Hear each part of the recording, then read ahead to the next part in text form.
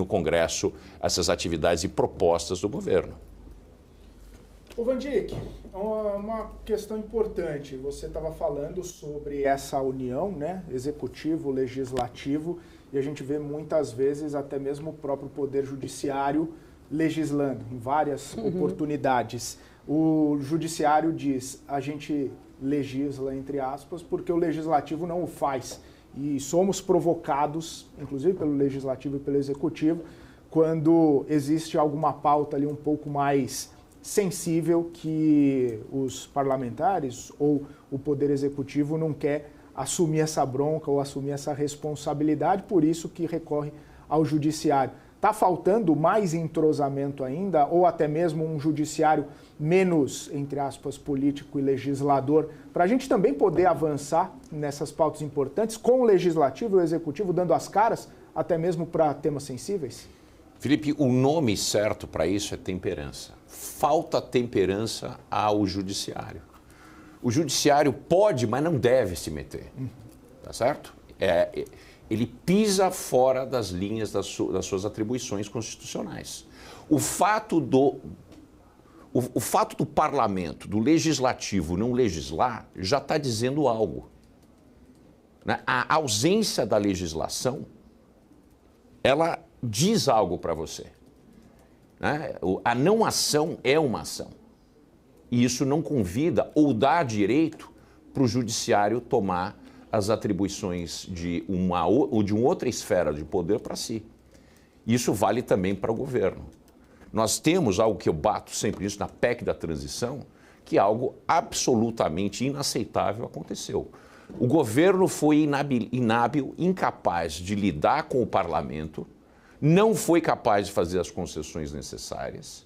O que fez o Lula? O Lula foi por trás do parlamento, foi diretamente ao judiciário e recebeu uma canetada de um membro do judiciário e passou uma PEC.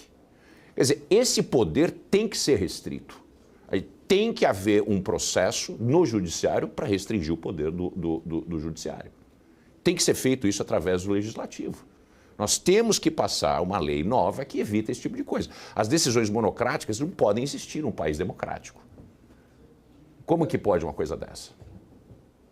Vandick, nesse cenário, né, que a gente está conversando aqui sobre desvinculações, sobre ajuste fiscal, muitas críticas que a gente está vendo é que corte de gastos não é ajuste fiscal. A gente precisaria ter uma reforma um pouco mais abrangente. Está na pauta de discussão reforma tributária. E a gente tem visto vários setores bastante dedicados em conseguir isenções. Você falou, tem que buscar cortar gasto assistencialista de empresário gato gordo. E a gente está vendo vários grupos de interesses fazendo ou tentando isenções, tentando movimentações ali para pagar menos imposto, menos tributo diante da reforma tributária. A pergunta é, a gente pode ter uma reforma totalmente descaracterizada, desconfigurada, por conta da atuação política, até mesmo dos grupos, não dos próprios políticos, dos parlamentares, mas a atuação política desses grupos de interesse, visto que, pelo menos, a reforma que foi encaminhada foi discutida em grupos de trabalho. Teoricamente, ela é uma decisão ou um texto técnico. A política vai desconfigurar ou tende a desconfigurar essa reforma tributária e a gente voltar a algumas casas ao invés de avançar?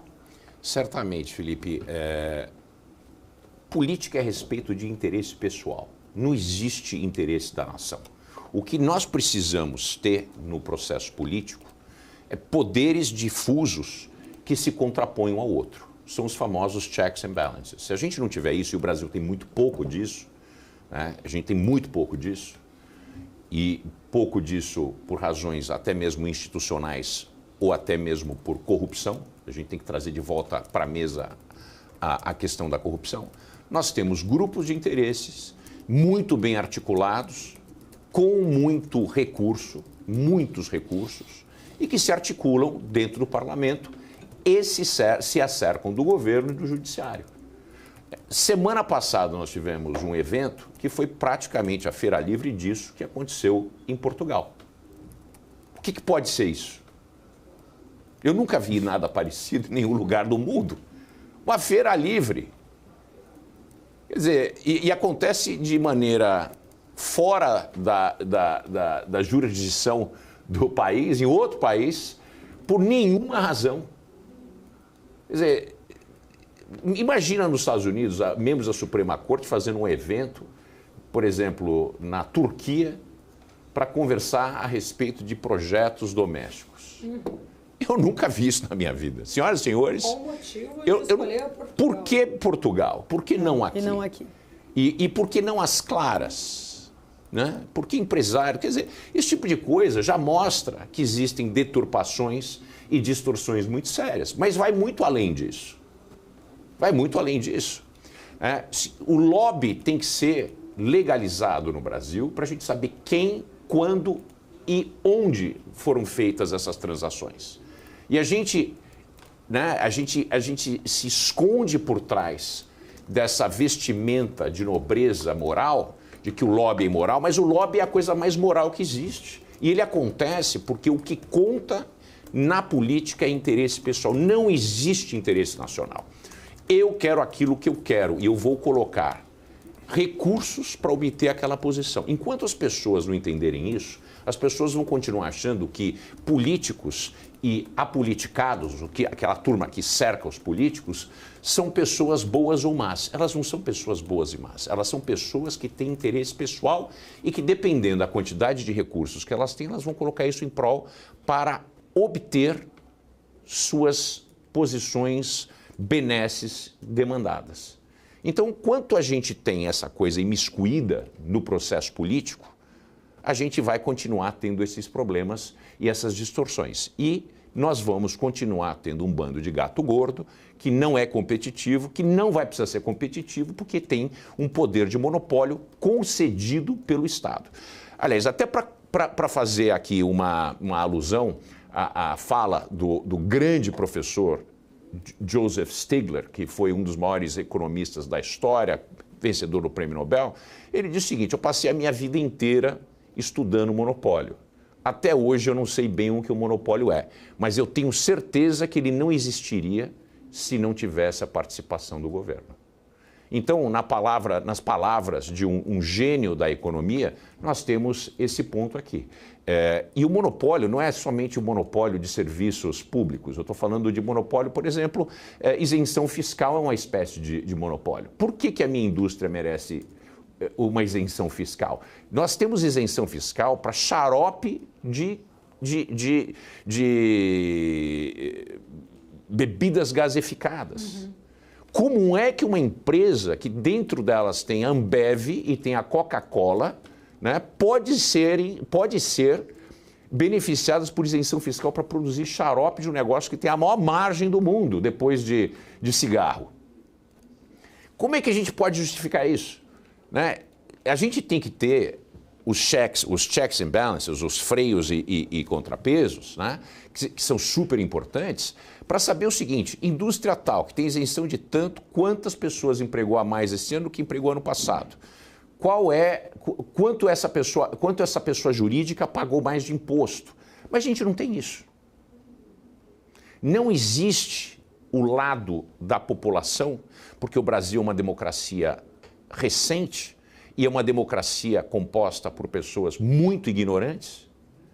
O brasileiro médio é muito ignorante, não tem nenhuma capacidade de analisar se o governo está fazendo um bom trabalho ou não. A única coisa que essa pessoa sente é o bolso apertar ou não.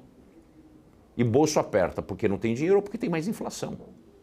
Então, quando a gente tem uma situação dessa, né, os poderes constituídos e inteligentes e que se autosservem, eles criam essas distorções. Então, no Brasil, sem educação livre de ideologia, mas que habilite as pessoas a julgarem, a analisarem o que está acontecendo, né, a gente tem essas distorções seríssimas e a gente tem a brecha para essas atividades autointeressadas. Então, legislar em prol de ter o lobby reconhecido como uma função e legalizada no Brasil. Quem pagou quanto, para quem, quando, para obter o quê? É isso. E a gente tem que educar a população. Não vai mudar somente. Quando a gente volta à questão dos gastos, Eu já disse e volto a dizer, a reforma tributária é uma coxa de retalhos e ela é muito pior do que ela poderia ser. Mas ela é um grau melhor pela facilitação do que era que a gente tinha, mas a gente vai ter um período de 10 anos de transição. Quer dizer, nós vamos ter ainda muito mais confusão e muito mais atividades autointeressadas, egoístas por membros da sociedade brasileira em busca de algum tipo de capilé. O nome é esse aí. Quem é que vai levar o maior desconto nos impostos e vai acontecer pelos próximos 10 anos. Então, enquanto a gente não tiver uma estrutura, né, quando eu falei uma vez que a reforma tributária era a chaminé da casa, porque a gente não tinha construído o alicerce nem as paredes, como é que a gente põe de pé um telhado com uma chaminé sem ter o alicerce e as paredes? Mas é o que a gente fez. Onde está o alicerce e as paredes? Era uma reforma administrativa do Estado por completo. Mas ninguém quer botar na reta para fazer isso. Nós temos um pacto de mediocridade entre o legislativo e o executivo que ninguém quer fazer porque isso tem que mexer com a essência do gasto público e das distorções severas que o país tem, que é uma fábrica de produzir uma renúncia fiscal e benesses para um grupo seleto de funcionários públicos. Está ali o grande problema. Benesses fiscais exorbitantes e benesses para funcionários públicos de certas carreiras em certas funções que fazem com que esse país não possa progredir. É um país de casta. Nós estamos na Índia, né? E somos uma Índia disfarçada, temos castas. Eu digo que pontos aí muito importantes,